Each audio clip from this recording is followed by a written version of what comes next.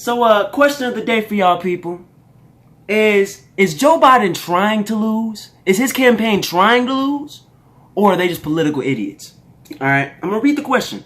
Are they trying to lose, or are they just political idiots? Alright, that's the question of the day, and we're going to try to figure this out by the end of the video, because what I'm about to show you here is mind-boggling. Like, it's really mind-boggling. It really just provokes questions, deep, hard questions. So we're going to check out this clip real quick. It's from Sagar and Jetty of the Hill. This is his radar, and he was talking about Joe Biden's new grand strategy. You know, the new group that they're trying to target. Okay, check this out real quick. So despite the fact that Biden has the lowest enthusiasm numbers of any Democratic nominee, that he suffers from a huge deficit amongst young voters, sparse numbers with Latino and black voters, his campaign is doubling down as hard as they can on the suburban strategy. Alex Thompson, he's a fantastic reporter over at Politico. He reports that the Biden campaign strategy to make up its large deficit online compared to Donald Trump is to try and target, quote, suburban Facebook empathy moms. No, that's not a joke. It's their actual strategy. And as Alex notes, their strategy is to mimic 2013-era clickbait from Upworthy that makes people feel good. So to build on this strategy, they've posted content with captions like, quote, when we're told to stay apart, we still come together. They've hosted a, quote, Soul of the Nation Saturday. And to mark the one-year anniversary of his announcement for president, the Biden campaign will be hosting a Biden brunch where mimosas are optional but encouraged. Wow! Wow! That's not a joke, folks. Okay, did that sound the slightest bit off to you? Like, did that sound the slightest bit off to you? Did that sound like maybe they should probably talk about policy or something definitive, concrete? Maybe throw in a little, I don't know, if you vote for me, I'll give you a cookie. Like, is there a catch? Is there a backup? Is there something holding this up? This is ass. But no, that's literally it. That's the strategy. They're going after, you saw the quote, suburban Facebook empathy moms.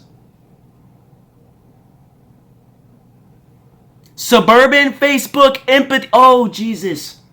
Oh, Father God. No, they're serious. I don't know why. And again, this gets back to the question of the day. Are they trying to lose by having this be your strategy? This is the group you're going to target. Because are you trying to lose, or are you just politically stupid? And we're going to answer that question, okay? Now, let's understand this. Let's first establish this. You will always have a very hard time winning an election if you are running on nothing. If your entire strategy is to talk about how you are better and how you are morally correct and how you are on the moral high horse and I'm holier than thou, let's sing Kumbaya together and restore the soul of this nation. Oh my God. If that's your strategy, I guarantee you will have a very hard time winning a national election.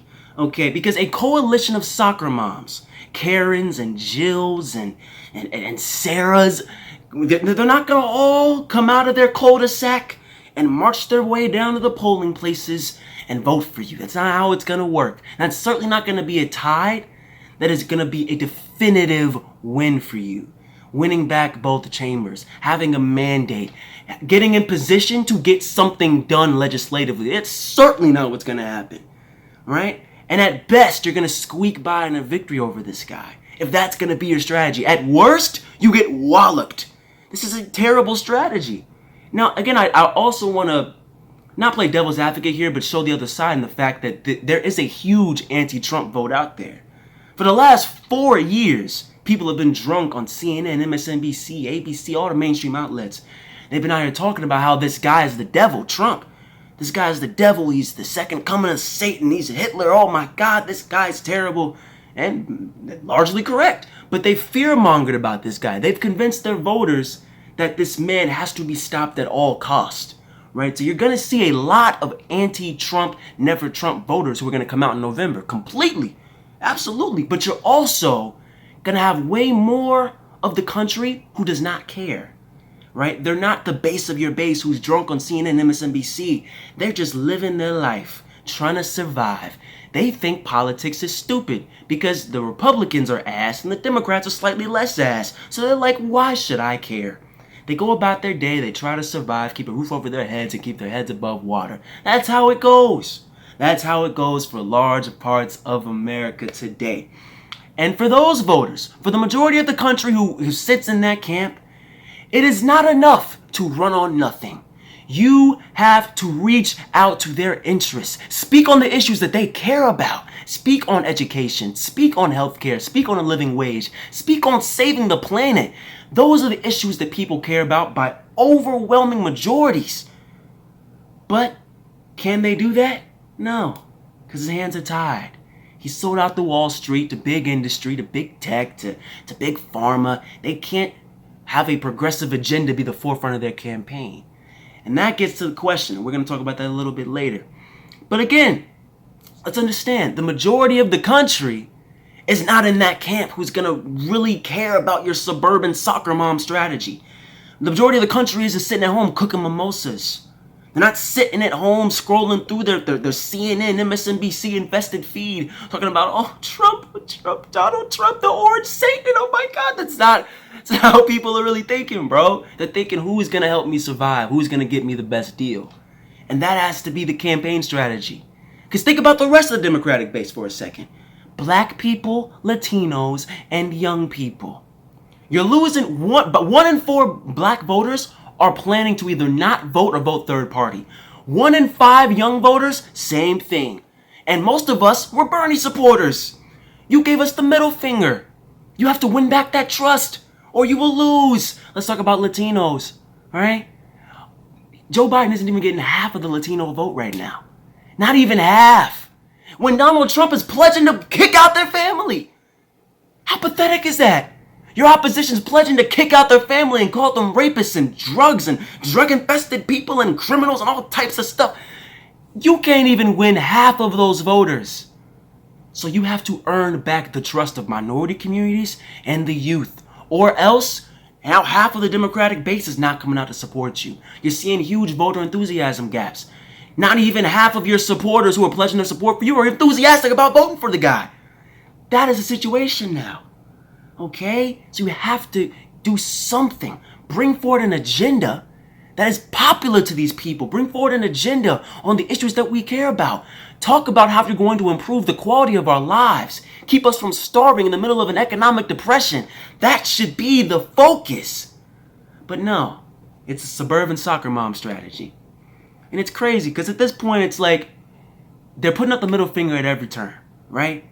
It's like they don't even care about that half of the Democratic base who wants real they don't even care about them. I mean, they're bringing in Larry Summers for economic policy. This is the guy who engineered the restoration of the Bush tax cuts and Obama's corporate neoliberal economic policy. Jamie Dimon, the Chase CEO, Mike Bloomberg. These are the people that are floating about being in the cabinet.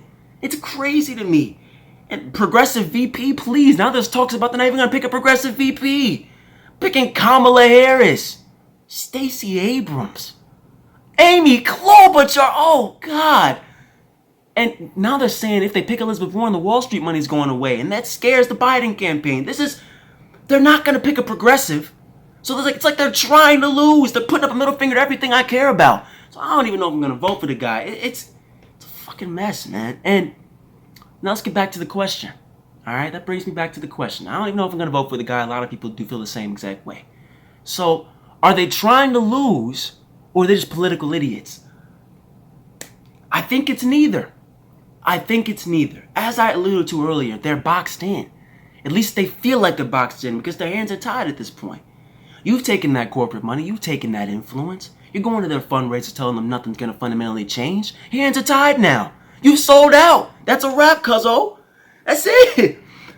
Pack a bag. Let's go home. You're not going to put forward progressive policy and make that the forefront of your campaign. Medicare for all? Not when you're taking health insurance money. Regulate Wall Street? Not when you're taking Wall Street money. Right?